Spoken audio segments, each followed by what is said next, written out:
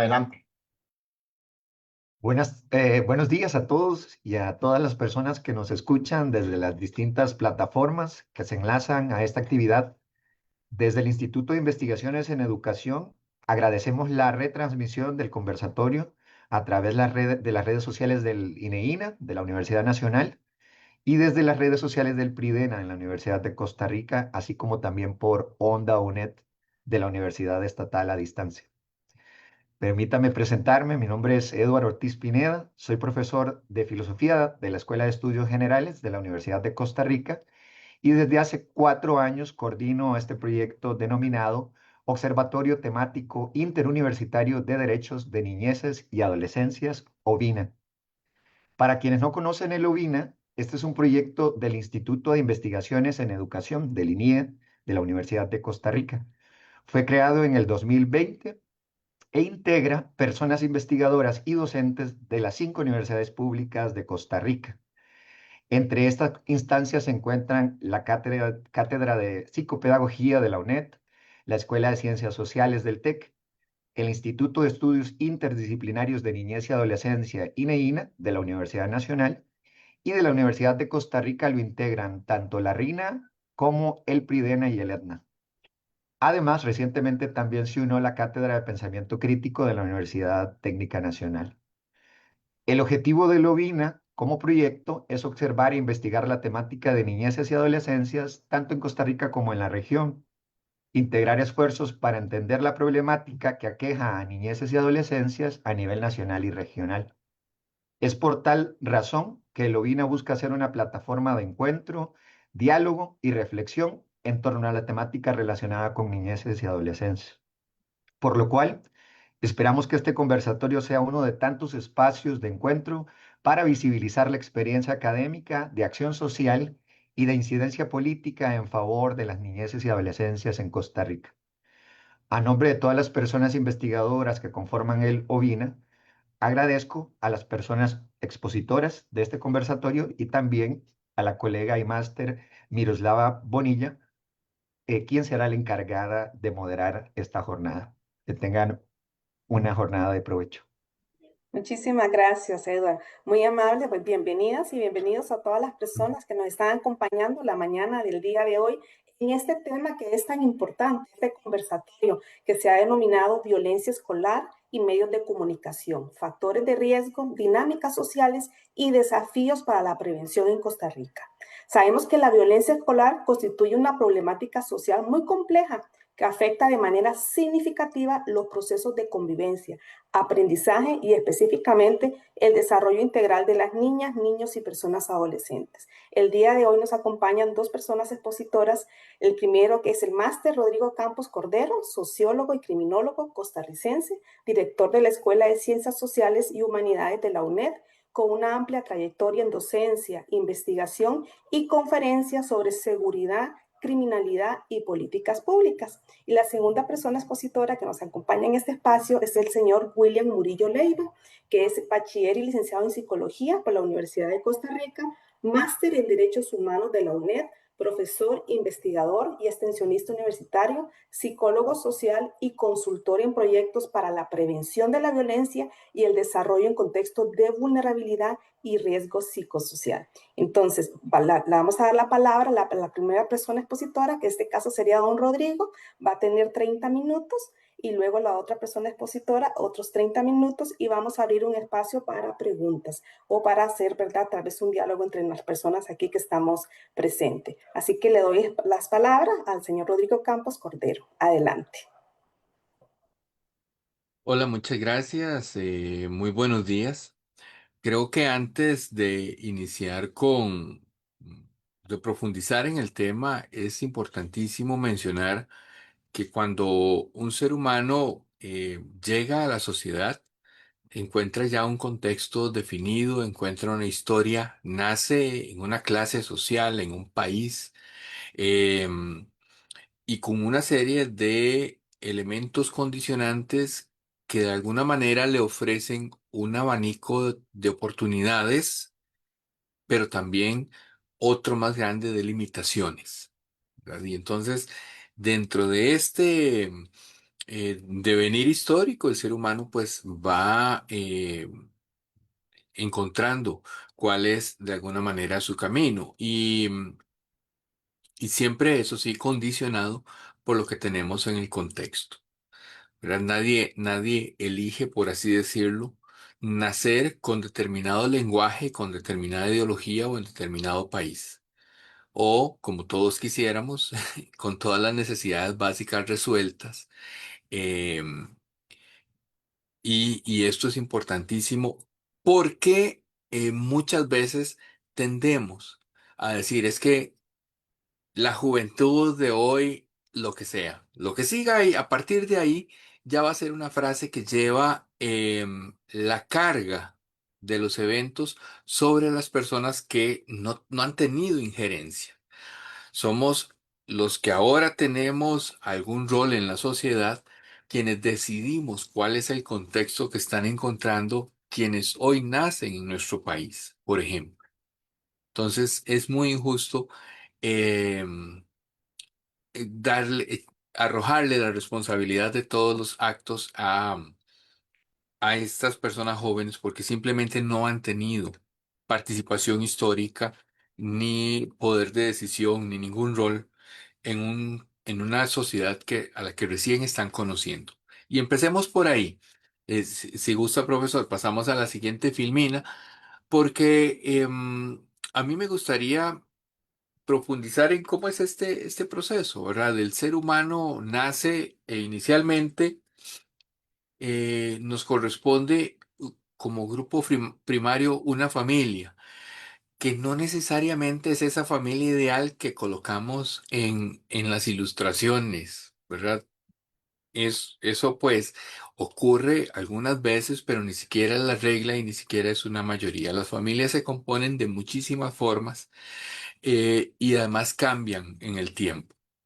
Y esto nos va a generar un espacio cambiante en donde cada ser humano va a ir desarrollando elementos que le acompañan durante el resto de su vida, como son la capacidad de tener vínculos afectivos, cómo es la convivencia, cuál es la asertividad con la que se refieren a las cosas, incluso cuáles son algunas figuras de autoridad y también figuras con mucho apego emocional que puedan significar em, un estándar para la escala de valores que cada cual va interiorizando con el paso de los años. Es en este grupo primario en donde se aprenden elementos que suelen acompañar a las personas a lo largo de toda su vida. Y en una sociedad en donde las personas básicamente se ven obligadas a tener que salir a gestionar sus ingresos para poder mantenerse y mantener a la familia, pues nos genera un grupo primario bastante complicado. Costa Rica, por una parte, avanza en la integración de las mujeres, por ejemplo, a los espacios de laborales y de ejercicio profesional, pero mantenemos un rezago en las condiciones con las que las mujeres se van integrando a la parte laboral. Es decir, avanzamos pero no parejo. Y por otra parte, seguimos muy estancados en qué instancia social va a asumir el rol que tenían en modelos anteriores las mujeres dentro del grupo familiar. Y entonces aquí está peor el asunto porque no solamente no es que no se avanza o hay rezago, sino que se sobrecarga ese rol de reproducción de los vínculos familiares también a la mujer en general, ¿verdad? Esto es la tendencia general. Por supuesto, uno va a encontrar casos específicos en todos los colores y sabores, pero la tendencia general es esta. Em, y esto nos da un grupo primario complicado, porque los humanos tenemos una serie de limitaciones físicas y de horario y de energía y de tiempo, ¿verdad? Y de capacidades, de herramientas y etcétera, que también nos trasciende y nos complican esta primer socialización en el tema afectivo y por eso vamos a ir generando una adolescencia y posteriormente una adultez sin ese espacio, sin esos vínculos, sin ese desarrollo tan importante que se da en el grupo primario. Y ojo, hasta aquí. Una persona nace y se encuentra con lo que se encuentra en la familia que le haya tocado, funcional o disfuncional, violenta, amorosa, variable, inestable, etcétera, etcétera. Todas las condiciones que puedan darse. Luego el ser humano pasa a otra etapa que en Costa Rica es bastante extendida, digamos, acá la gran mayoría de personas asisten a la escuela cuando están en edad escolar. Entonces la escuela es una institución que como institución social, no como la entidad administrativa, burocrática, eh, la escuela es ese espacio en donde los humanos aprendemos a estar con los pares. Ahí quienes gustan del fútbol se unen a quienes gustan del fútbol. Quienes gustan de juegos de roles, pues se unen a quienes gustan juegos de roles. Hay espacios para quienes les gusta más otro tipo de actividades y en fin, nos vamos acomodando con grupos de pares que pueden ir cambiando a lo largo de esos 6 años, al menos, de formación escolar, pero además se van aprendiendo otros elementos.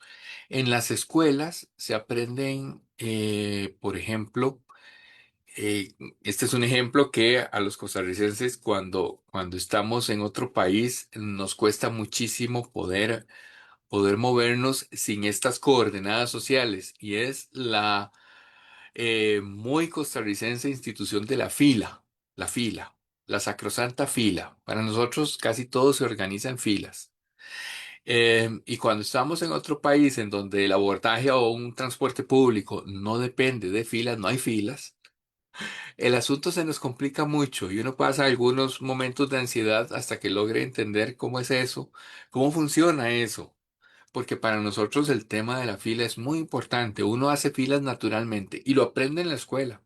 Aprende en la escuela también a lavarse los dientes, a lavarse las manos, pero también aprende que hay diferencias sociales. También aprende que hay personas que se imponen a otras y personas que deben o que más bien sufren que alguien más se les sobreponga.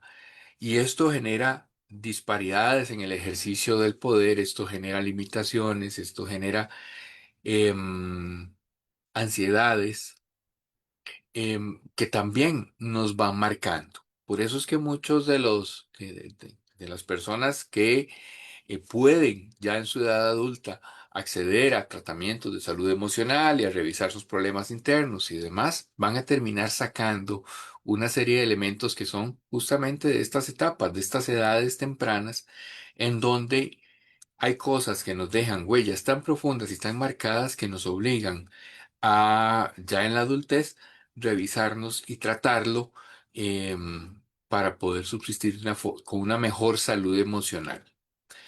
Em, Encontramos también que hay formas ya establecidas, ya institucionalizadas y que funcionan mucho antes que nosotros. Y que la sociedad tiene de alguna manera esas reglas, sea que las compartamos o no. Ya cuando pasamos a la siguiente etapa de la adolescencia y la adultez joven, em, empezamos con una serie de aspiraciones que hemos aprendido a lo largo de la vida. Y ojo, hasta aquí un joven no ha podido decidir nada de lo que le rodea. Todo lo ha encontrado para mal y para bien, ya lo ha encontrado dispuesto y lo ha encontrado además con muchos años de vigencia.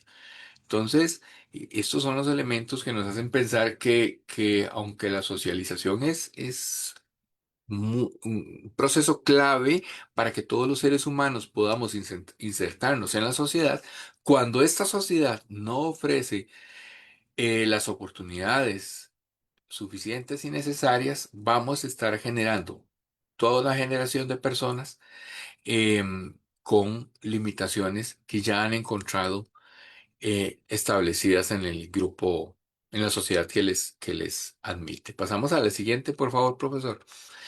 Em, y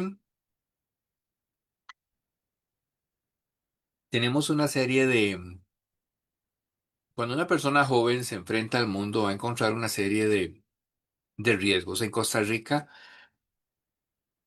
la desigualdad es para mí uno de los principales problemas, incluso el que más correlación tiene con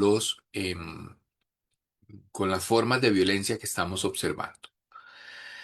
La desigualdad no solamente implica que alguien tiene más o menos que otros en cuanto a recursos materiales. Esto también se transmite a otras áreas, em, porque implica incluso una desigualdad enorme para poder construir un proyecto de vida.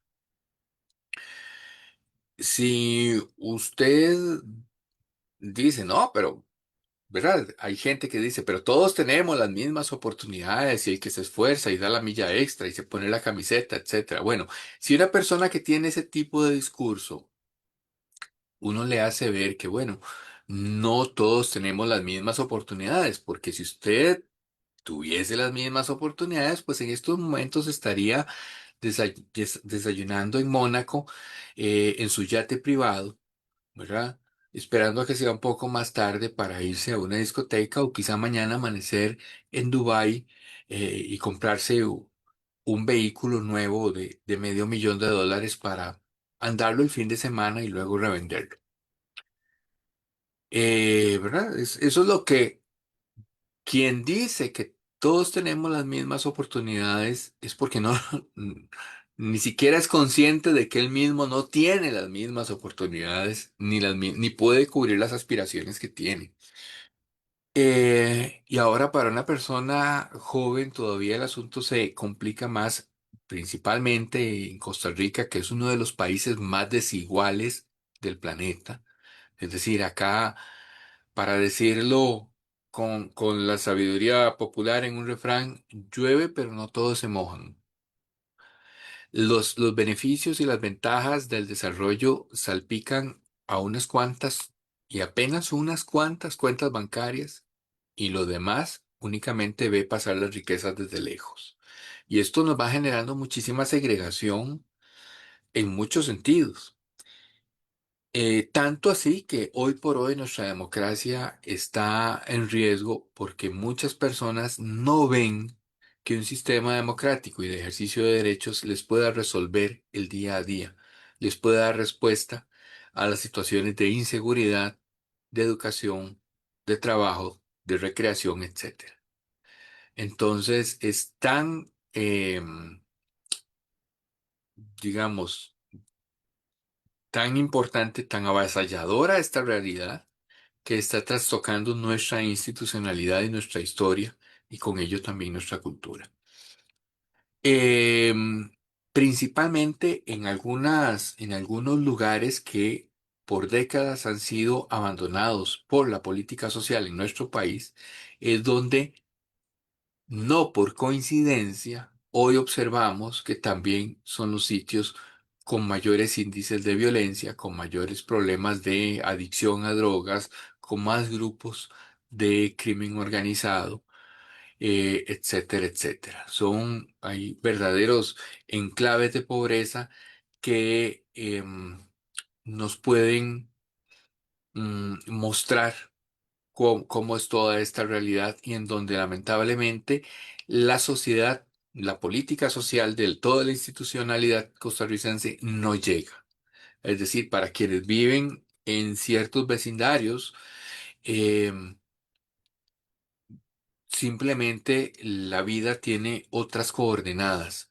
No hay una libertad de ejercicio, una libertad, un ejercicio de derechos, una democracia, todos estos elementos no se ven materializados para las personas que viven en lugares con muchísimas desventajas y principalmente si son jóvenes, que suelen em, sufrir las consecuencias de toda esta violencia estructural, esta desigualdad con la que se topan a partir de relacionarse distinto con los con los elementos productivos. Toda esta violencia estructural les oprime, les hace víctimas estructurales de un país altamente injusto. Y por supuesto, nos lleva ante una serie de consecuencias que luego solemos colgarle y etiquetar a la persona, colgándole de que es una persona violenta, que es una persona con consumos problemáticos, de que es una persona en conflicto con la ley penal, con quien es muy difícil relacionarse, etcétera. Pero es que también se ha desarrollado en un contexto que ofrece exactamente esos elementos que reproduce. Porque hasta acá, un ser humano, cuando es adulto joven, tampoco ha tenido mucha oportunidad de poder definir cuál es el contexto y cuál es la sociedad que le va a recibir, que le va a albergar y en la que tiene que aprender las normas para vivir. Y esto son los riesgos de nuestra sociedad actual. Si pasamos a la siguiente, profesor, ya para empezar el cierre, tenemos además en todo este proceso en el que los seres humanos nos vamos incorporando al grupo que nos recibe, em, en la sociedad actual tenemos además todo un tema mediático que nos dice cómo debería ser nuestra vida, cuál es el ideal, qué es lo que esperamos alcanzar, dónde deberíamos vivir, cómo deberíamos vivir, a cuál gimnasio deberíamos ir, qué ropa deberíamos utilizar. ¿A qué edad deberíamos hacer nuestro primer viaje al extranjero? ¿Qué países tenemos que visitar? ¿Cómo es el carro en el que debo andar? ¿Cómo es la pareja con la que me debo relacionar? Y todo eso aparece eh, en muchos medios de comunicación y hoy por hoy las redes sociales son un escaparate, una vitrina en donde las personas presumen de ese tipo de asuntos. Hay redes sociales. Bueno, las hay para todo, ¿verdad? Pero hay algunas en particular en donde las personas ostentan ese bienestar que tienen. Puede ser prestado. Es decir, eh, yo, y de hecho lo he hecho varias veces, paso frente a un gimnasio, me tomo una fotografía y pareciera que estoy en el gimnasio, pero no, no estoy, no, no estoy y no voy a estar en un gimnasio.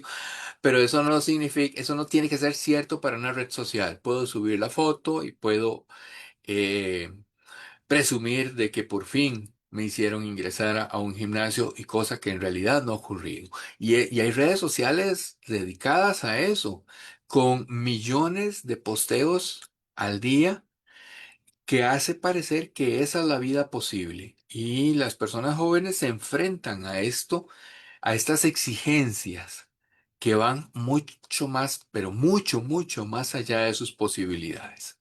Y aquí es donde, para entrar en la parte violenta, justo ahorita que un periodista me acaba de pasar un dato de homicidios, el reciente, que seguramente va a salir en noticias más tarde o en la noche. Em, los jóvenes, los hombres jóvenes son quienes más homicidios cometen y quienes más son víctimas de homicidio. Y eso no es casualidad. El crimen organizado ha encontrado en esta población de hombres jóvenes provenientes de barrios con muchas desigualdades estructurales. Por supuesto que el crimen organizado no lo estructura con esa malla conceptual, sino que lo dirán de otra forma. Pero ha encontrado en este grupo poblacional una veta de, eh, de recurso humano, de recurso humano desechable además. y muy barato. Y entonces todas esas exigencias ostentosas que la vida le plantea a una persona joven y que la sociedad les niega las oportunidades para perseguirlas, el crimen organizado las ofrece.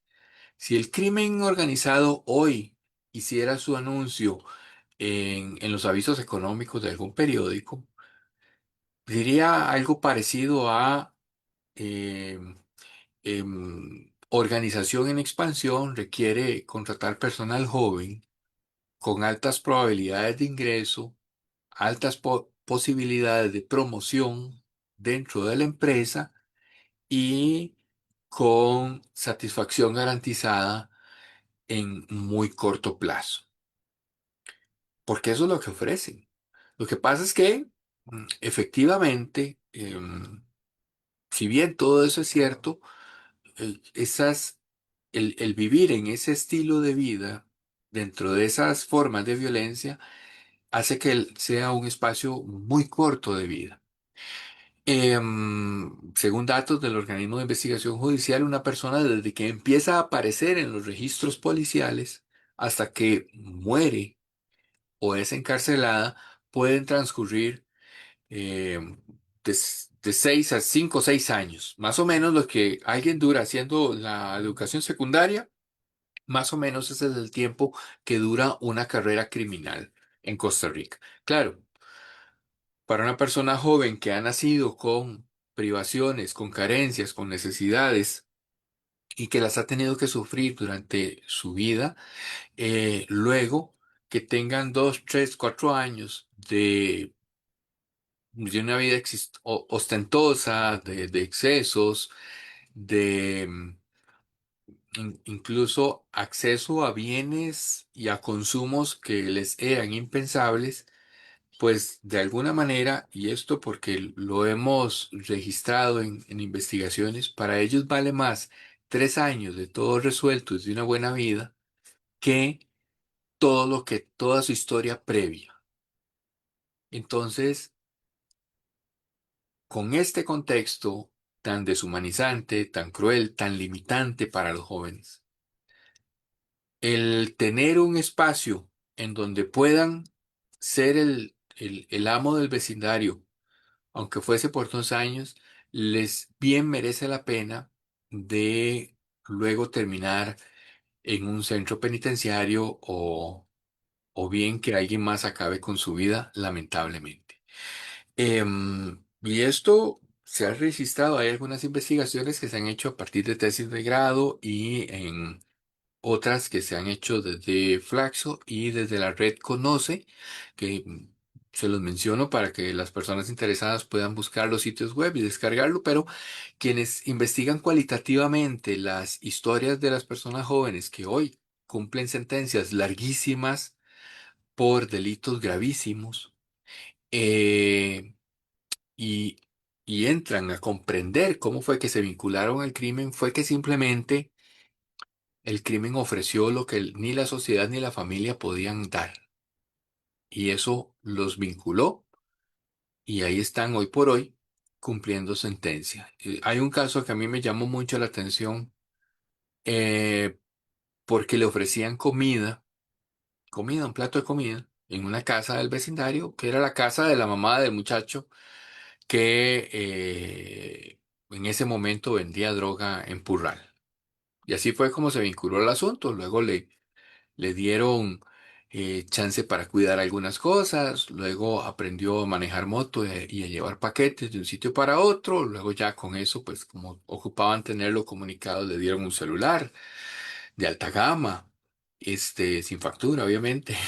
Eh, em, y así fue tomando trabajos cada vez más riesgosos, pero mejor pagados, y hoy es uno de los que están en el centro de adulto joven del sistema penitenciario nacional. Todo empezó por un plato de comida. Un plato de comida que no debería ser una necesidad insatisfecha para una persona joven en un país que se dice ser de los países de la OCDE. Estas son las contradicciones que eh, no solamente son vergonzosas, sino que deberían ser inaceptables para cualquier persona que se dedique a estudiar estos fenómenos, y también para la reflexión que hacemos desde las universidades públicas. El, el crimen está haciendo de las suyas con todas estos grupos demográficos tan abandonados. Hay una correlación directa ampliamente demostrada en estudios de Ilanot desde hace décadas, literalmente, y que se ha seguido confirmando en que las sociedades más desiguales son también las sociedades más violentas. Y esto no es ningún secreto para nadie. ¿Por qué no se generan políticas públicas para reducir esa desigualdad? ¿Por qué no se trabaja al respecto? Bueno, eso sí es una decisión política de utilizar la violencia generada por la desigualdad como un elemento de control, como un elemento incluso de acceso al poder y de establecimiento de regímenes autoritarios. Y lamentablemente con el apoyo de todas estas personas jóvenes que ven en estos espacios en donde la violencia es la moneda de curso cotidiano, que su forma de ser antes un poco vilipendiada, dejada de lado y demás, ahora se vuelve central, se vuelve la aspiración y se vuelve incluso su proyecto de vida. A eso hemos llegado en sociedades como la costarricense, y lo que se transmite a través de de medios de comunicación, incluidas las redes sociales, lamentablemente para mí, va por ese camino. Dejo hasta acá porque ya se me está acabando el tiempo y por supuesto, cuando lleguemos a la parte de discusión y preguntas, pues con toda la disposición. Muchas gracias, profesora. Muchas gracias, don Rodrigo. No, más bien, súper bien. Le quedaron ahí unos minutitos todavía, apenas. Y muchísimas gracias por toda la exposición que nos ha hecho, comenzando desde esta idea de que nos tenemos que ir quitando, ¿verdad? Que la nueva generación, que estas nuevas generaciones son las culpables de todo esto, porque más bien estamos, ¿verdad? Victimizando a estas personas dos veces, ¿verdad? Ya son víctimas del sistema y todas las estructuras que tenemos.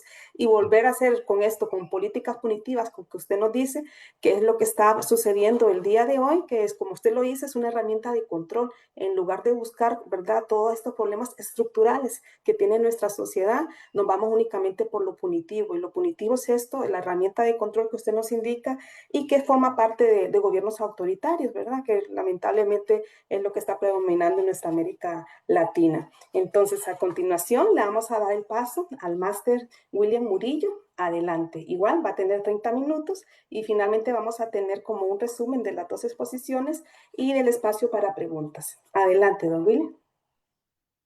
Hola, buenos días. Quería primero confirmar si estaba compartiendo porque como que en Zoom me No, pierdo un poquito. no se ve. Ahorita no.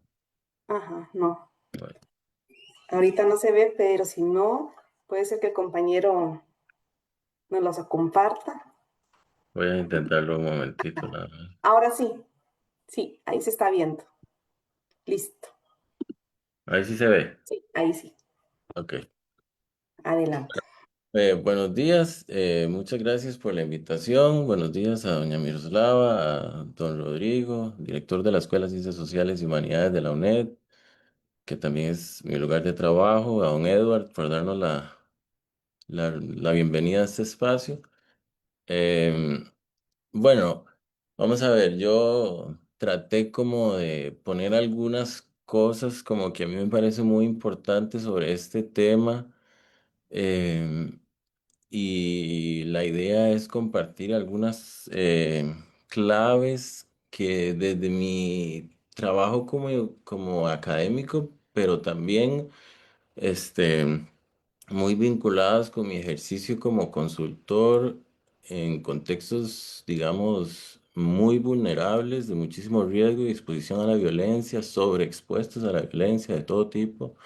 He podido como identificar no solo de una violencia relacionada con el crimen organizado, ¿verdad? Como nos hablaba ahora don Rodrigo, que también hablo como en función a esto, pero también otros tipos de violencia, ¿verdad? Más interpersonal inclusive, o aquella violencia autoinfligida también.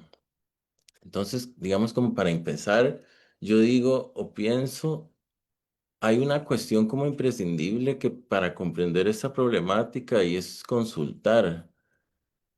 Y creo que era muy importante para mí decirlo de primero, no solo como un posicionamiento político, eh, es de estar en contra del adultocentrismo, pero también siento yo como una necesidad científico-social de hacer esfuerzos permanentes por consultarle a la población involucrada con la violencia menor de edad en esta etapa de su vida, justo en el momento donde está más en riesgo o ya involucrándose, eh, preguntarle realmente por qué te estás involucrando con esto, ¿verdad?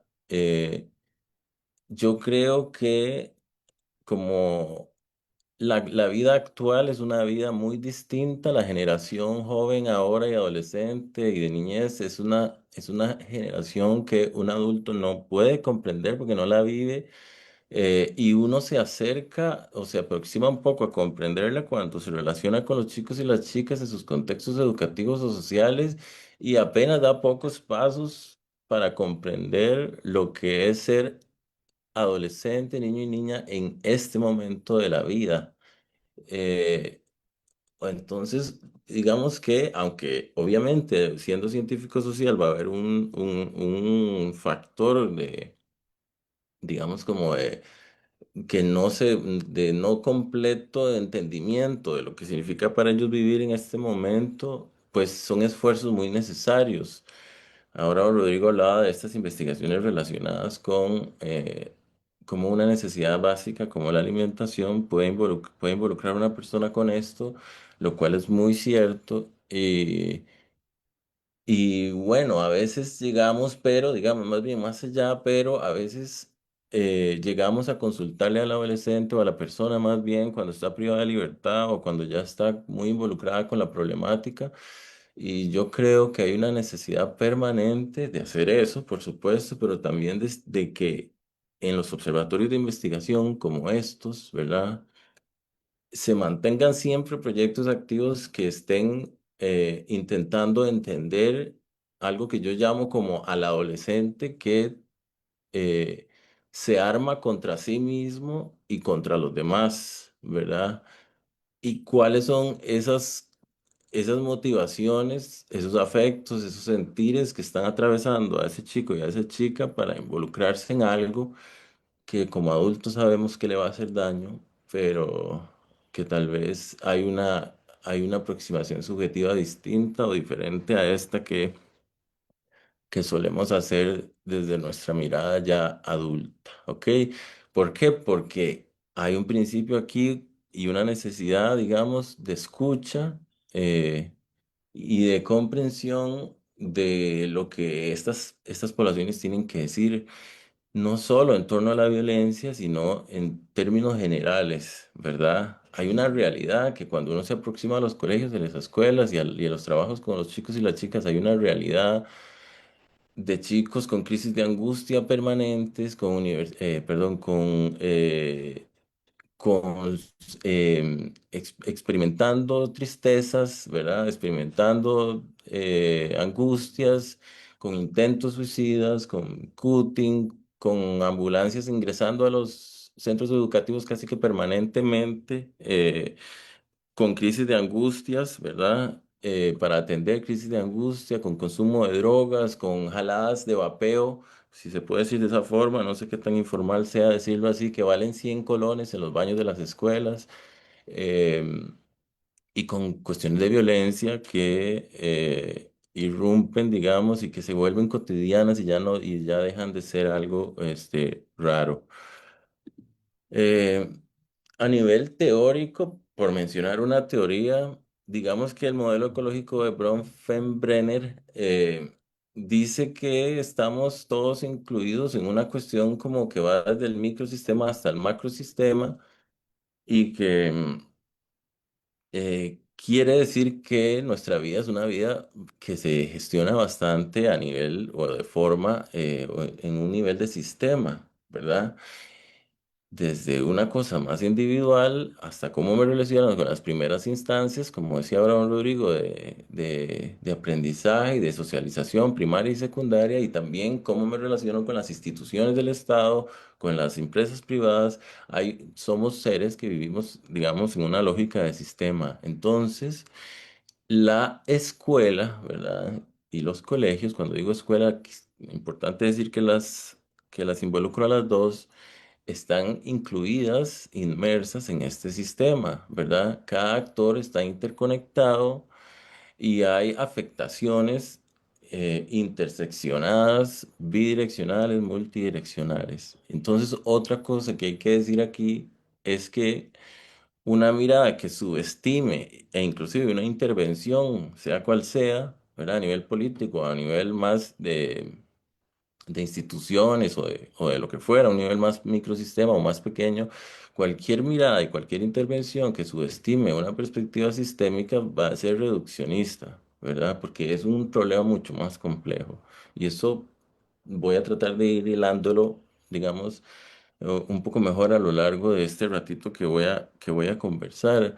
eh, Porque hay un riesgo efectivamente de que cuando esto aparece a nivel de medios de comunicación, que era también algo importante para el día de hoy, hay algunos actores que se eximen de su responsabilidad o por lo menos de la parte que juegan en esta problemática y hay otros actores que sobresalen, ¿verdad? En un momento en donde una noticia de dos chicos que se pelearon por el uniforme del colegio adentro o afuera, o los chicos que se involucran con el crimen organizado o alguna pelea, digamos, entre pandillas dentro de la escuela o justo en las afueras, al frente del portón, digamos. En esos contextos hay miradas, por sobre todo a nivel de medios de comunicación, que van a sobresalir y habrán algunos actores que se eximen, digamos, hablándolo también en una lógica educativa, del rol y de la responsabilidad que tienen. Y yo creo que es importante enfatizar que en la violencia escolar hay muchos actores involucrados y lo que sea que hagamos y que pensemos desde una mirada que va solo desde un aspecto, va a ser una intervención muy nublada y muy omisa o ciega a algunas cosas que hay que ver de una forma más global y más amplia. Eh, Hay una cosa o hay algunas aproximaciones teóricas muy interesantes cuando uno trabaja el tema de la violencia escolar y hay una categorización que a mí me ha resultado muy audaz, de verdad, o sea, muy, muy importante, muy atinada, que es diferenciar entre violencia en la escuela, violencia hacia la escuela y violencia de la escuela. Y yo creo que esa categorización también permite no solo comprender el fenómeno, sino asignar responsabilidades, y que creo que es algo importante cuando estamos hablando de este tema.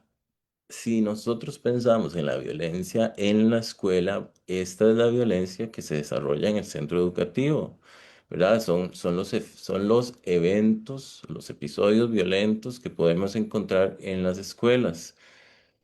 Esta teoría también dice que mucho de esto se desarrolla porque viene, digamos, de afuera y hay una realidad social que se va a manifestar dentro de la escuela, ¿verdad? Desde poniendo también énfasis en cómo la escuela es una representación de la dinámica social. Pero por sobre todo entender que la violencia en la escuela es la violencia que pasa ahí, ¿verdad? La violencia que viene de ejercicios de exclusión, viene de una violencia social, viene de problemáticas relacionadas, por ejemplo, como decía ahora don Rodrigo, con la desigualdad y la injusticia, pero que se desarrollan adentro de la institución y que la encarnan y la exponen y emergen a través de chicos y chicas, adolescentes, menores de edad en sus instituciones educativas. una violencia que se entiende también como la violencia hacia la escuela es aquella violencia que es ejercida contra el centro educativo, ¿verdad? Como una institución que es parte del poder político y económico. Esto para mí es importantísimo. Todo lo que ocurra en términos de violencia, hay que entender que la escuela también recibe una violencia que puede ser más o menos o puede estar más o menos agravada por el contexto político de gobierno, ¿verdad? Y de época, de determinado momento, y que eso también tiene que decirse para entender al chico que le pega al otro chico o que lo apuñala o que algún tipo de violencia hace en la escuela.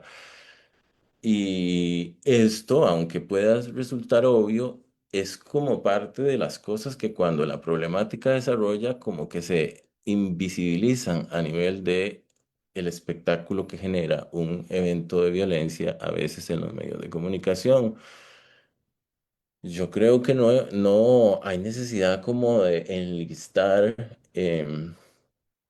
realidades que quizá muchos de nosotros conocemos, pero la escuela está sometida a afectaciones presupuestarias, está sometida a reducción de personal, la violencia está sometida a decisiones que implican cierres, menos recursos que se traducen en condiciones deplorables para muchísimos centros educativos de nuestro país,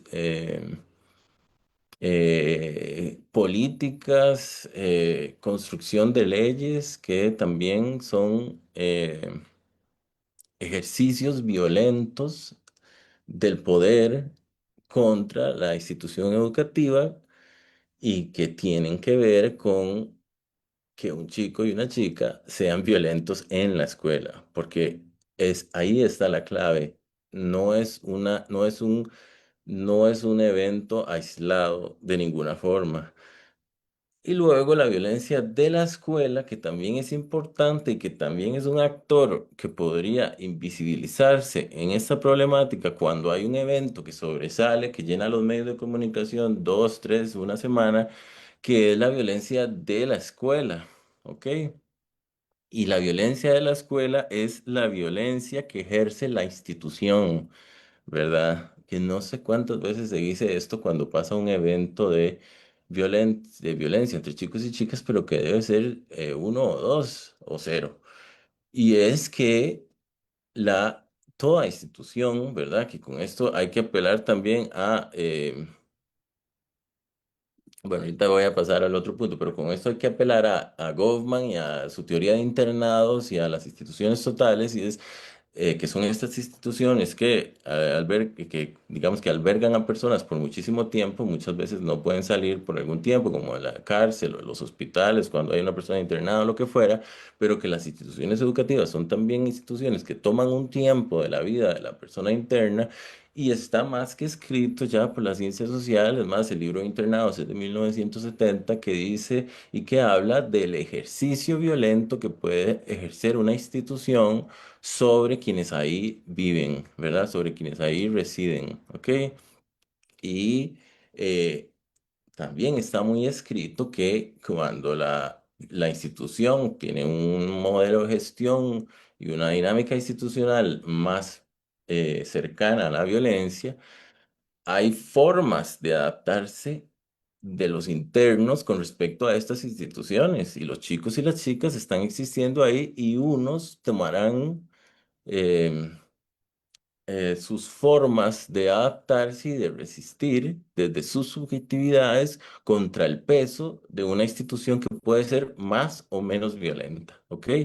Y eso también se puede reflejar en conflictos en la escuela, contra los pares, contra sí mismos, este, o de una u otra manifestación que tenga la violencia, pero que no se invisibilice, ¿verdad? Que hay una lógica institucional que si se descuida o que si se ignora al menos, se pierde la capacidad crítica y analítica de entender cómo hay instituciones que son violentas permanentemente y que más bien el que logra gestionarse con salud mental y sin violencia dentro de estos espacios, es lo raro o es la excepción a la norma y que más bien pareciera que el efecto o el poder violento de la institución es tan poderoso que es innegable o inevitable que vayan a ocurrir situaciones de violencia, ¿verdad? Entonces creo que esto aporta como algo muy importante para cuando analicemos esta problemática o en este momento justo como lo estamos haciendo. Y hay una cosa que decía esta diapositiva aquí que fijo la puse para que no se me olvidara porque se me había olvidado y es que cuando nosotros hablamos de esta violencia de la escuela y de violencia hacia la escuela, violencia en la escuela, también hay que entender que en la violencia que se está ejerciendo en los centros educativos hay un grupo también violentado, no siempre dicho, que es el cuerpo docente, ¿ok? Tanto a nivel de política, de poder del Estado, de política del Ministerio de Educación, de las entidades que toman las decisiones a nivel regional y más localizado, este, y puede ser también desde la lógica institucional de quien la gestiona y la administra, ¿verdad?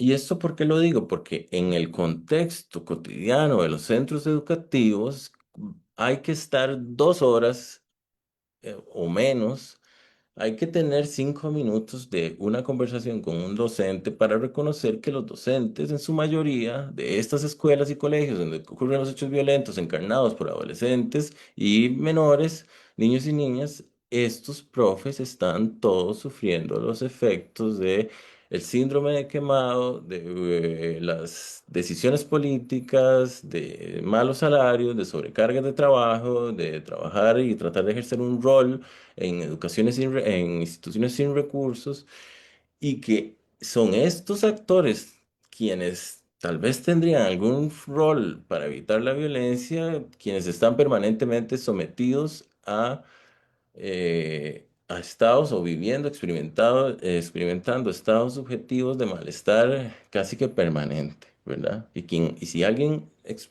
profundiza en lo que es el síndrome de quemado, va a reconocer que inclusive hay una alienación con respecto a su práctica profesional. Es decir, hay veces que están completamente separados de la práctica, casi que hasta con...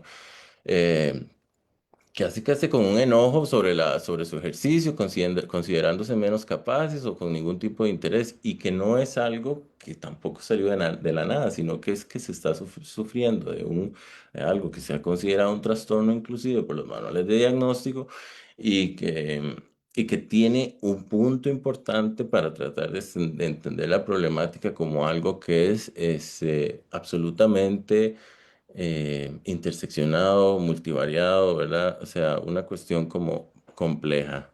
Y en este sentido, si estamos hablando de la institución escolar, la escuela ha sostenido por mucho tiempo este adjetivo de lugar seguro, ¿verdad?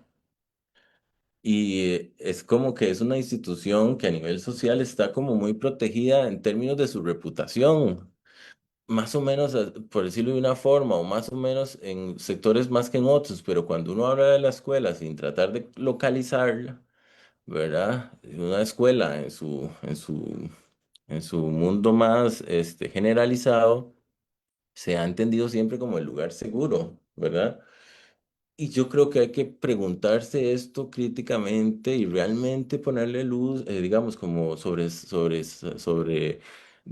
saltar esto, o resaltar esto más bien, perdón, y decir, ¿seguimos con una escuela que es un lugar seguro?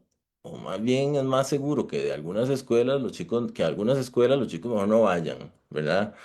Y es una realidad difícil de decir, pero que tampoco uno puede venir aquí a decir que los chicos y las chicas se involucran en la violencia por esto y esto, sin poner atención en cuál es esta institución donde se está gestionando la problemática social y compleja de la violencia. Y entonces aquí hay que decir algunas cosas. Ya hablé de este autor, pero hay que decir hoy unas cosas. Y es que la institución entonces, como tiene una lógica, tiene una identidad particular. ¿ok? Tiene una realidad propia que tiene que ser analizada con una mirada crítica. No es suficiente analizar los hechos violentos en las escuelas y colegios como aquello que es externo, algo incontrolable, algo que es de menores violentos que no se pudo controlar o prevenir porque el crimen organizado los recluta y que lamentablemente es la realidad en la que vivimos y de ahí hay que ver cómo gestionamos esto desde otros ámbitos, pero la escuela es el lugar víctima de esta situación, ¿verdad? Y aunque la escuela podría ser más o menos víctima de algunas situaciones violentas, por supuesto, pues que no se sobredimensione un rol escolar como institución que no visualiza y que no pone atención a que tiene una identidad, que tiene un juego y tiene un papel y un rol en la violencia que ocurre en sus paredes, ¿verdad? Em, y esto quiere decir que entonces que cuando hay una situación de violencia hay que hacerse una pregunta, o al menos tendría que preguntárselo la persona que dirige esa escuela o las personas, y ¿podrá ser, será posible que la escuela sostenga esta violencia? O sea, ya sea por incapacidad, por falta de recursos, por emisión, por gestión violenta del espacio, por corrupción, por violencia política, pero ¿será posible que la escuela es quien sostiene o le sirve o no sé, de una u otra forma gestionar una institución, sostener, perdón, una institución violenta? Pues hay que hacerse la pregunta si uno entiende que las instituciones tienen una lógica de trabajo y de existir, ¿verdad? Hay un modelo de trabajo, hay una gestión, hay una administración que determina o influye en la forma en la que los menores existen en la institución y también la forma en la que esta institución existe en los menores, porque su forma de existir va a gestionar también la dinámica, la subjetividad y mucha de la construcción identitaria de un menor, porque es la etapa en donde eso pasa, ¿verdad? Ok. En situaciones violentas, como decía ahora anteriormente, pareciera que la escuela se exime y el foco recae sobre el menor, ¿verdad? Y hay un error ahí conceptual, es como que la escuela, por eso yo decía, la escuela en su concepción más como generalizada es una sola o es la misma. La escuela de Cotobruz es la misma escuela de Sabanilla, de la Roosevelt, ¿verdad? La escuela no sé, de cualquier lugar en Alajuela es igual a la escuela de cualquier lugar en Heredia. Pero en realidad no es así. Hay un modelo, hay un sistema, hay un Ministerio de Educación, hay un sistema pedagógico, hay una serie de cuestiones como estructuradas, pero cada escuela como institución que es va a tener una lógica identitaria, un mecanismo de trabajo, una gestión de sus estudiantes de una u otra forma. Una relación, por ejemplo, con la comunidad de una u otra forma. Y esto también tiene que visualizarse cuando se habla de violencia en las instituciones, ¿ok? Y entonces preguntarse, ¿la escuela costarricense tiene una identidad o tiene identidades, ¿verdad? ¿Cómo es la escuela costarricense actual? ¿Cuál es la escuela en su estado actual? O sea, porque no puede ser posible que entendamos la escuela ahorita, ¿verdad? No sé, con la ley 990 creo que se llama específicamente el número, o la escuela con la generación de las redes sociales y el internet, a que sea la misma escuela de la escuela, por ejemplo, en la misma época unidocente o rural, y además con la escuela de los 90 o de los 2000 o de la fecha que fuera, en donde ni siquiera todavía se había inventado. La, el Internet. Y además, esta escuela, hay una escuela post pandemia también, que eso también hay que decirlo. La escuela y la vida post pandemia tiene una realidad que también hay que profundizar y tratar de entender todavía, ¿verdad? Y que tiene que tener un papel distinto. Ok, y esto también, por eso es que me gusta la teoría de categorizar esto en D, en y Asia, porque entonces así podemos entender mejor las responsabilidades con esto. Y aquí, digamos, como para pasar a decir otras cositas, más allá de una institución educativa, la escuela es una institución social, ¿cierto? Es una institución bueno, que más o menos puede hacer algunas cosas, ¿ok? Pero que en la vida real actual lo que no se contiene afuera podría manifestarse adentro de la institución, ¿verdad? Y hay una realidad actual, que es que la realidad que vivimos, cargada por violencia, por una inexistencia de política criminal, por una realidad de infraestructura y presupuesto de paupérrimas, por así decirlo, eh, y además una realidad familiar que no logra cumplir un rol formativo. Vivimos en esa sociedad. Hay una realidad multiproblemática, ¿verdad? Esto hay una teoría que se llama familias multiproblemáticas o una forma de mencionar a las familias, que algunos autores la han mencionado así, que es una familia que en donde está atravesada por múltiples problemas, una familia en crisis, en caos permanente. Cuando uno trabaja en contextos de escuela, cuando va y pone los pies ahí en sus barrios y donde están involucradas estas comunidades, uno se da cuenta que la familia que esté más o menos ordenada es la familia más rara de todas. O sea, los chicos salen de sus hogares, recorren las rutas de su tránsito hacia la escuela y se topan con animales enfermos, se topan con personas en condición de calle y en drogadicción, se topan con un montón de riesgos a nivel de asaltos, etcétera, consumo de drogas y llegan a la escuela, ¿ok? Y en esa realidad, entonces, hay chicos en estas escuelas que tienen una necesidad orgánica, que justo yo lo mencionaba y que don Rodrigo habló de esto, que llegan con hambre orgánica y afectiva, ¿ok? No sé si alguna vez han hecho un taller en una escuela, si ustedes ponen una mesita afuera de comida, ustedes ven que llega, o sea, usted lo va a hacer con la sección 6.2 y llega toda la escuela o todo el pabellón al frente a pedir comida mientras uno está facilitando un proceso. O sea, y uno sabe cuando trabaja en comunidad que si usted gestiona un proceso y dice que va a haber comida, aunque sea una galleta y un fresco, va a llegar más gente. Hay una realidad costarricense para muchísimos adolescentes jóvenes y yo no sé si alguien todavía tiene los ojos cerrados con respecto a esto, pero los chicos y las chicas tienen hambre. Los chicos y las chicas van a las instituciones educativas con hambre, ¿ok? Sin alimentos. Y además, con hambre afectiva. O sea, en una familia multiproblemática hay un montón de problemas a nivel de afectos que van a construir y que van a determinar, lamentablemente, mucho de lo que es un adolescente y un joven ahorita. ¿Verdad?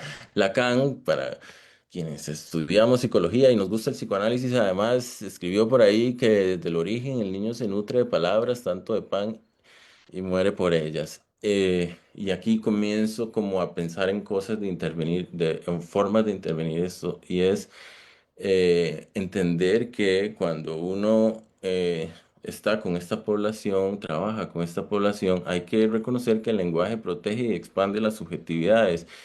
El lenguaje configura. ¿Qué quiere decir esto? Que yo creo que a nivel de narrativas, los adolescentes, los chicos y las chicas en estos contextos de hambre afectiva y orgánica necesitan más palabras de los adultos. Y no solo más palabras de los adultos, sino la posibilidad de que ellos mismos generen sus propias palabras para decirse. Que ahorita voy a decir un poquito más de eso justo antes de que me aproximo al cierre.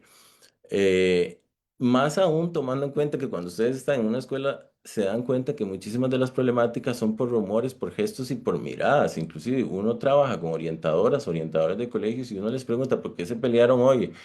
Y peleas que pueden ser bastante serias. Es que ella me hizo una mirada muy fea cuando iba caminando, o él me hizo una mirada. Es que se anda diciendo esto y esto. Y también la lógica de decir esto y esto a través de las redes sociales, ¿verdad? Como todo este proceso de este, como dicen los chicos, las chicas, de funarlos, ¿verdad? En las redes sociales. Entonces, hay una lógica también del lenguaje, que tal vez esto es una perspectiva muy psicológica o muy psicoanalista, por supuesto, porque, digamos, desde ahí es este interlocutor, pero que hay que darle un lugar como una posibilidad de configurar realidades diferentes y futuros diferentes, ¿ok? Y que también lo quise decir o traer a colación por la cuestión de los medios de comunicación, que era parte de esto cuando, que lo he venido ya diciendo, cuando sale este evento violento, cuando un adolescente mata a alguien dentro del crimen organizado o cuando se involucra en un evento violento en el colegio, afuera del colegio con su uniforme, que lamentablemente hemos visto hechos súper violentos con respecto a esto. Si la narrativa de los medios de comunicación sobrecargan al adolescente como violento delincuente, ¿verdad? Que esto también se entiende desde la criminología como criminología mediática o el espectáculo, ¿verdad? Que es un posicionamiento bueno, que yo leí inicialmente es de Raúl Zaffaroni, digamos, vivimos una realidad de espectáculo digital, lo que era antes la criminología del espectáculo determinada para la época medieval, en donde pasaban otras formas de exponer a las personas, ahora se gestiona a través de las redes. Y entonces hay que preguntarnos con respecto a estas narrativas, ¿qué otras cosas hacen los y las adolescentes? ¿Por qué sabemos tan poco de lo bueno que están haciendo? ¿Ok?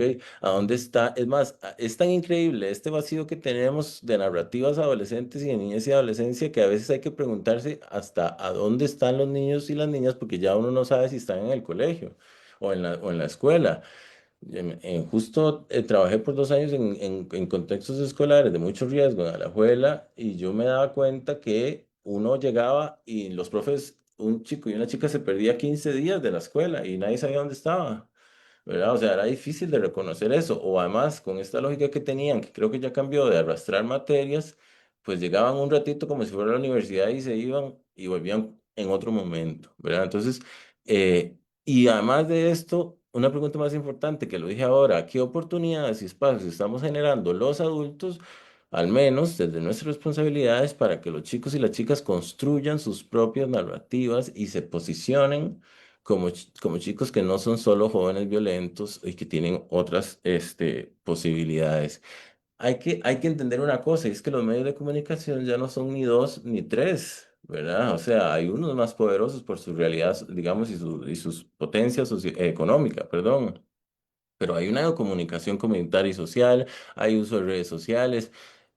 Quizá hay una necesidad de que la gente que gestiona las instituciones educativas pongan por delante cómo se están comunicando lo que hacen hacia afuera y cómo involucran a los adolescentes en estos mismos medios de comunicación propios y locales para que ellos digan lo que hacen y lo que son, ¿verdad?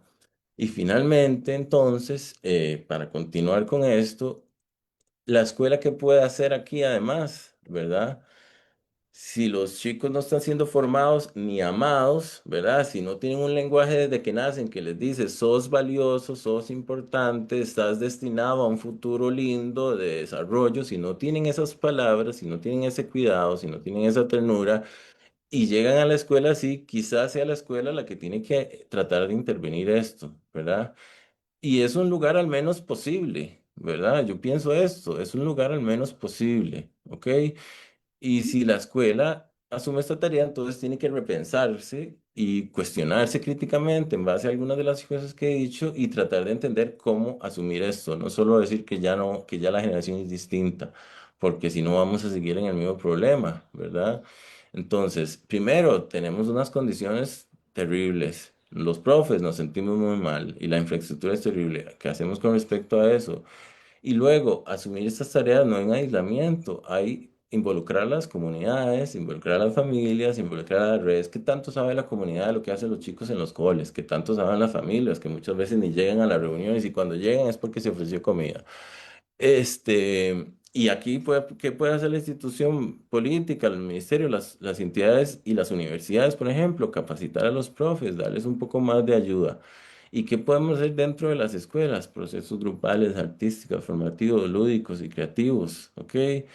Está comprobadísimo en la práctica y los profes no me dejarían a mí nunca mentir sobre esto. Usted agarra un grupo de adolescentes en un colegio y les da 8 sesiones, 12 sesiones de un proceso de algo y ellos ven el cambio a nivel de comportamiento durante todo el año al menos o por un buen rato de tiempo. ¿Por qué? Porque los chicos en estos espacios aprenden a expresar emociones, aprenden a identificar cómo se siente el enojo, porque la familia lamentablemente de muchos de ellos no lo está haciendo. Entonces, aquí hay que apuntar a una nutrición emocional que parece que ahora es una necesidad educativa también, tal vez antes no lo era tanto, pero ahora es una necesidad al menos de las escuelas.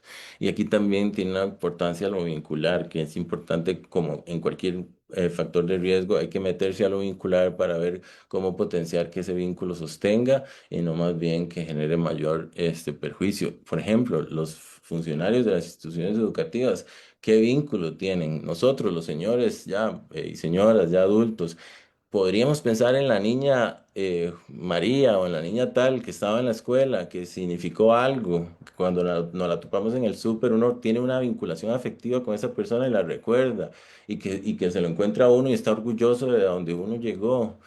Los chicos y las chicas están teniendo estas realidades vinculares en los colegios, o estos profes quemados ya no pueden tampoco sostener esto en su escuela y en su colegio. Y eso sería, digamos, de mi parte. Creo que hice un poquito de carrera ahí para llegar al tiempo, pero creo que llegué ahí como en las a priori.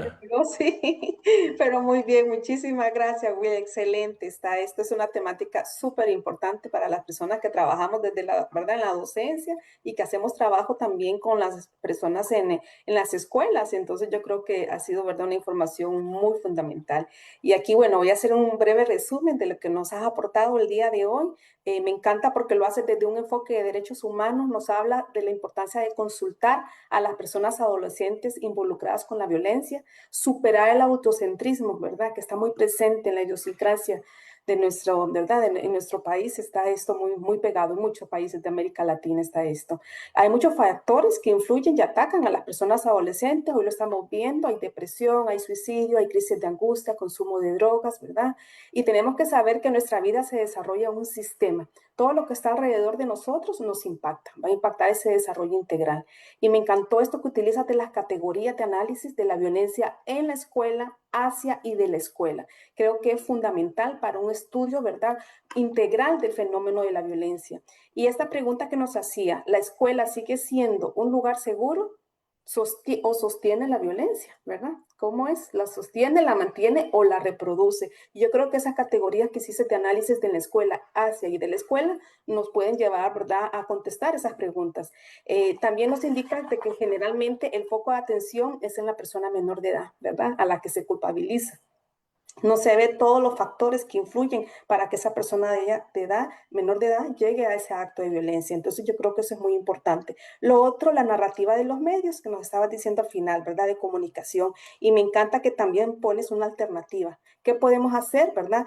La comunicación comunitaria. Y yo siempre digo esto, cuando el Estado y la familia falla, ¿qué podemos hacer como comunidad? ¿Qué podemos hacer como instituciones, verdad? Para poder, no sé, un poquito, ¿verdad?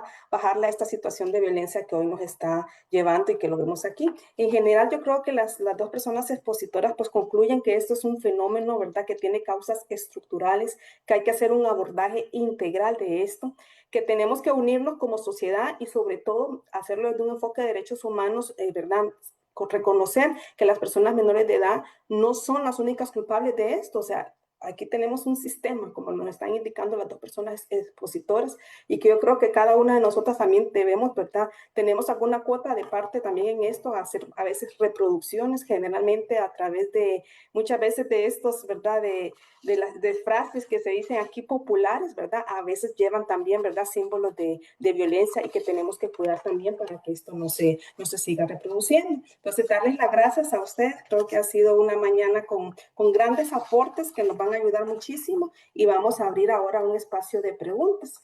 Edward, no sé si me ayudas ahí, si hay alguna pregunta por parte de las personas Sí, aquí presentes. Adelante.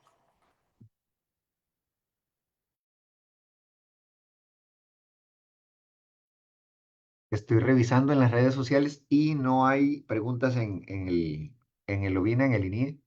Ah, ok. Y aquí en el No chat sé tampoco. si tal vez aquí en la sesión de Zoom alguna persona quiera hacer alguna intervención, algún comentario. Puede ser también un comentario directo, ¿verdad? Solamente habilitar el micrófono y podemos conversar con los expositores que hicieron en tiempo récord una síntesis de un tema que es bastante complejo, ¿verdad? Y que tiene tantas aristas y que es tan fundamental para poder trabajar y para poder tenerlo sobre la palestra de discusión en el país, ¿verdad? Justamente a propósito de todas las violencias escolares que se han dado, ¿verdad? No solamente en los últimos meses especialmente, ¿verdad? Y que los medios de comunicación han reproducido, obviamente, ¿no?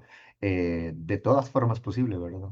Algunos de una manera más académica, otros no tanto, más con amarillismo que con análisis, ¿verdad? Real. Entonces, si alguno quiere hacer algún comentario o alguna pregunta a los expositores, podemos aprovechar el espacio.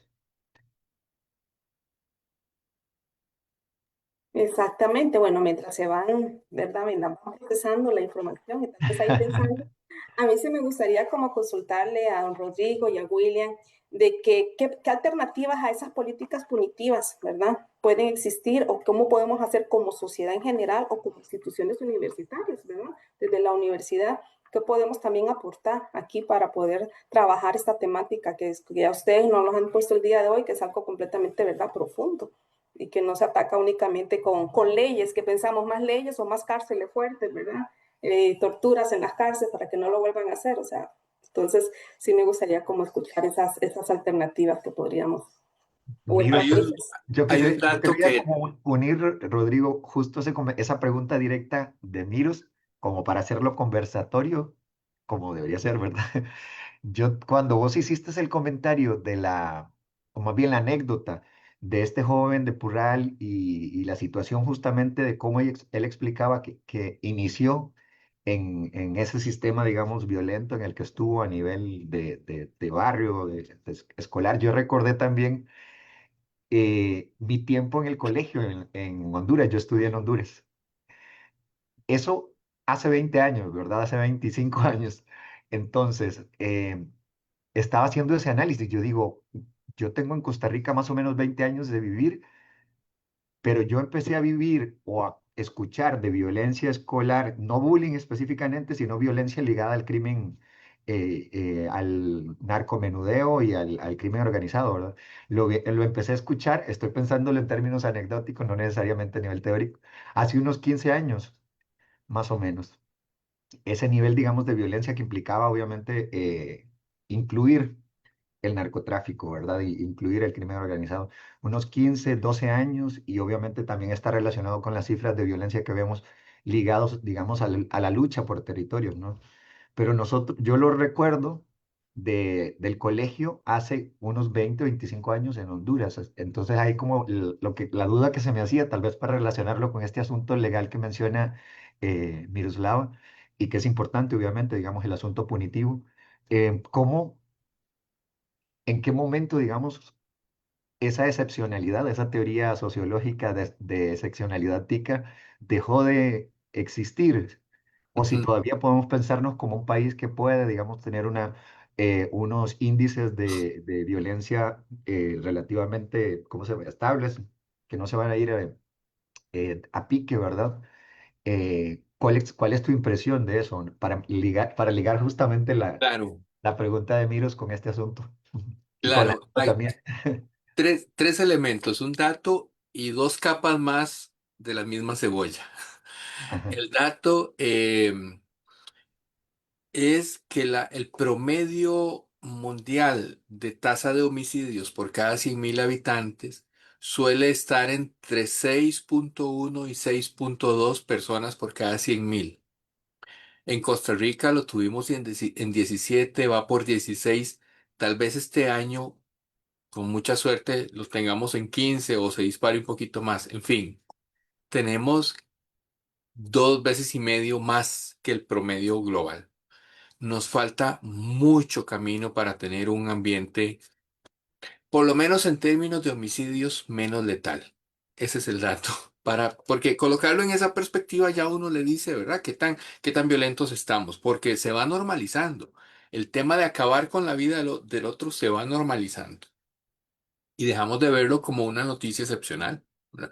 Ya ahora, con 2,3 homicidios por día, es normal que en un noticiero tengamos algún evento de estos. Bueno.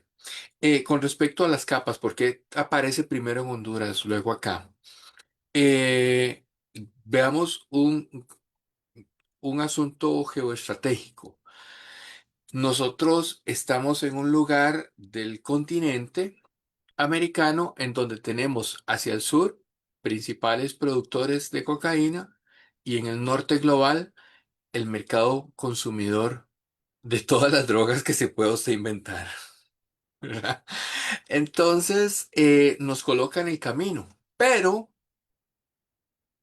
y este es un pero enorme, con luces de neón, grande, tipo valla publicitario, nuestra isla del Coco hace que nuestro mar patrimonial sea enorme, enorme, muy grande. Nosotros tenemos frontera con Ecuador, con Perú, con Colombia, con Panamá a nivel oceánico, ¿verdad?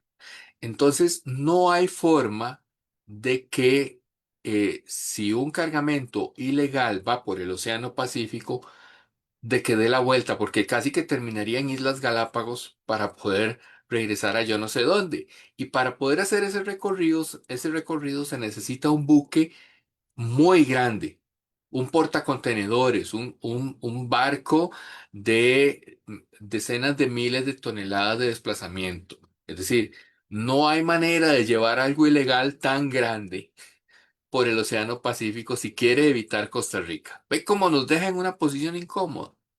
Ahora, eh, era más cerca y más rápido llevar el tema de la mercancía ilegal por el Caribe, porque la ruta es más pequeña y permite un acceso muy rápido, por ejemplo, a la Florida o a algunas partes del Golfo de México, que así es como se llama, el Golfo de México, em, en donde hay una enorme costa y muchas posibilidades de transitar. Pero este tránsito por el Caribe, a diferencia del Pacífico, ahora, el Caribe está todo lleno. En cada metro cuadrado hay algún país que ejerce soberanía. El Caribe no tiene espacios para que están en disputa y cosas así, muy pequeños, pero en general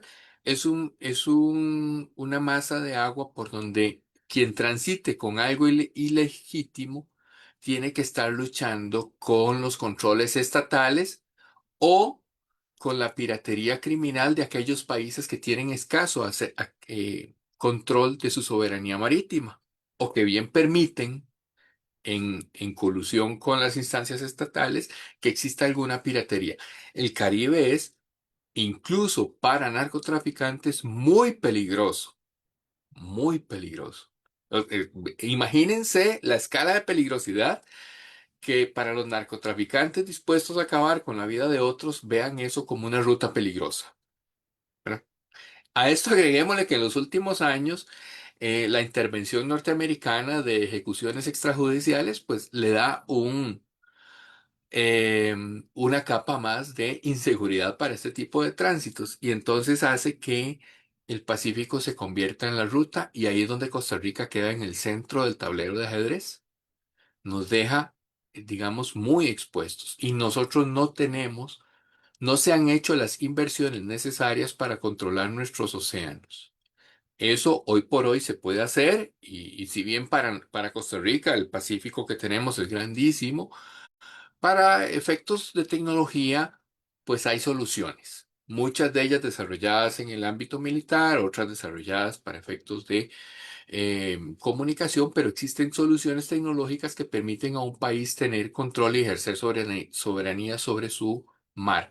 ¿Por qué no lo hemos hecho? Es porque eso es una decisión política, ¿verdad? Es un poco como controlemos todo lo que va a salir por Caldera o por Moín, pero dejemos la puerta abierta. Es como si yo pusiese un control en una pequeña salida sin contar con una valla perimetral de la propiedad.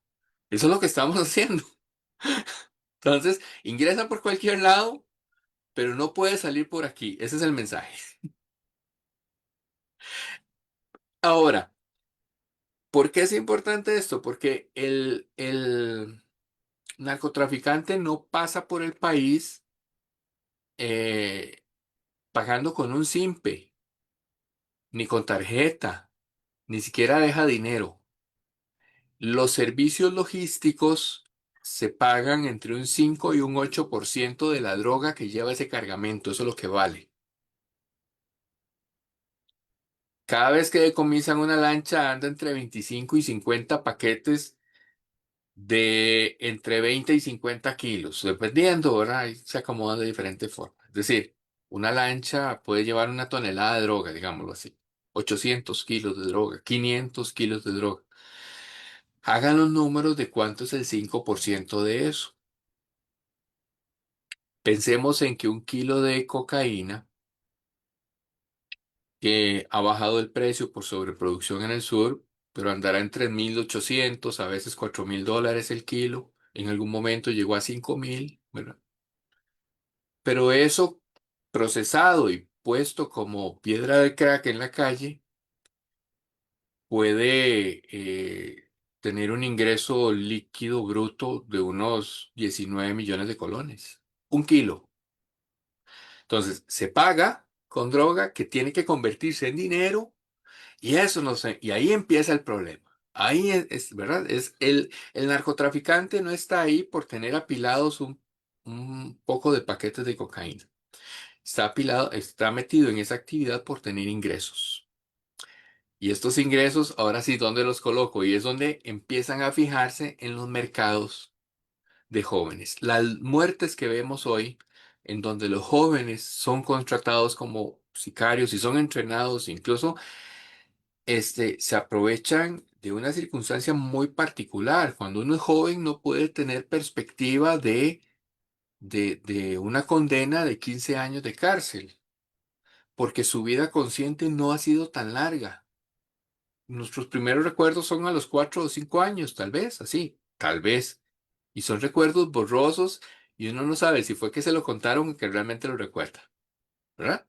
Y si ahorita todos los que estamos escuchando eso hacemos nos vamos en retrospectiva e intentamos fijar cuál es nuestro primer recuerdo, va a estar así muy borroso. Ok, entonces alguien de 15 años ha tenido una vida consciente de tal vez 10 años. Alguien de 15 años de edad, tal vez 10 años. Y usted le ofrece una cadena de 15 años, eso equivale a más de toda su vida. Pues si nos ponemos en los pies de la persona joven, ¿verdad? Si he vivido consciente de mí por 10 años y me están diciendo que voy a salir en 15 años no me suena a nada conocido. No puedo tener esa perspectiva. Es aquí donde Costa Rica para jóvenes de alguna manera está colocando cadenas perpetuas para su edad, cadenas, condenas de toda su vida. Ahora bien, no es un tema de leyes para controlar esto. En la administración pasada, los 4 años de la administración pasada, la Asamblea Legislativa produjo 39 leyes en materia de seguridad. 39. Nunca antes, ni siquiera sumando todos los otros años de la Segunda República, se han hecho tantas leyes en materia de seguridad. Nunca. Ni sumando décadas. Nunca hemos llegado a como se produjeron. Significa que si yo tengo tanta producción de leyes, ya para este año no debería haber un solo delito. Todos deberíamos estar con nuestro lugar en el paraíso asegurado, en un paraíso de paz.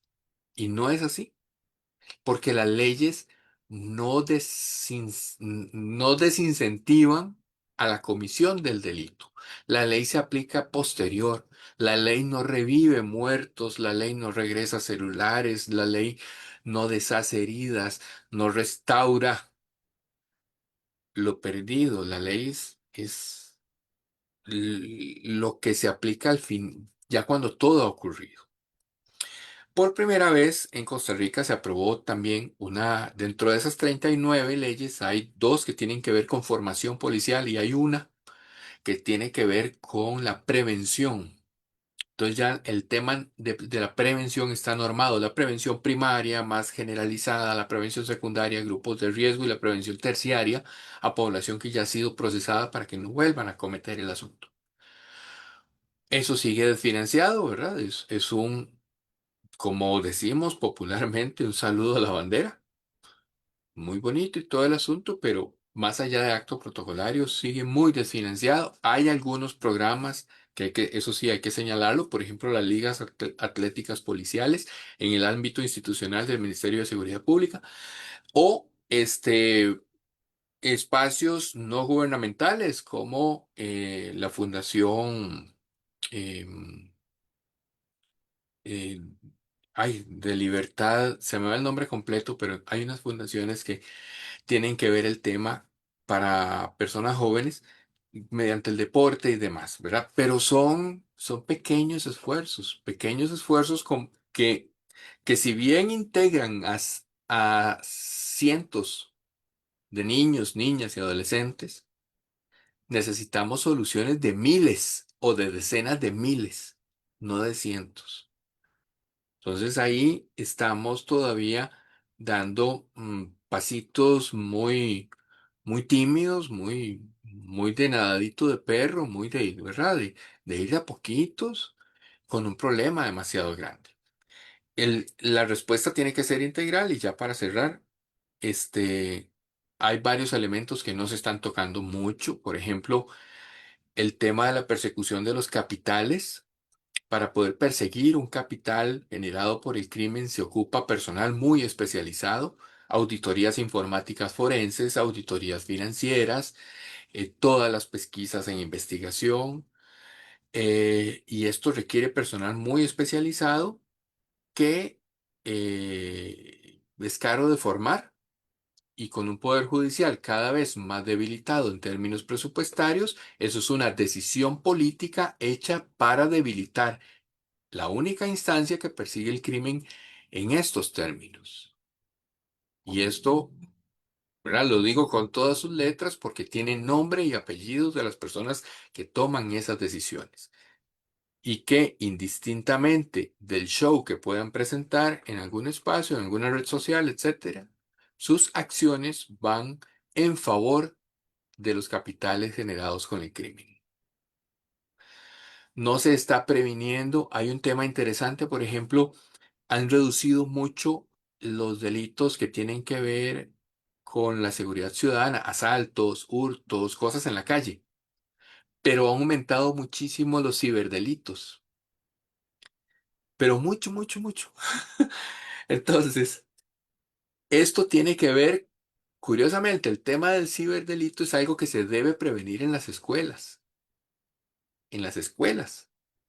Porque no solamente estaríamos previniendo ciberdelitos, estaríamos previniendo el acoso sexual, abusos, el reclutamiento de niños y niñas para redes de trata con diferentes fines.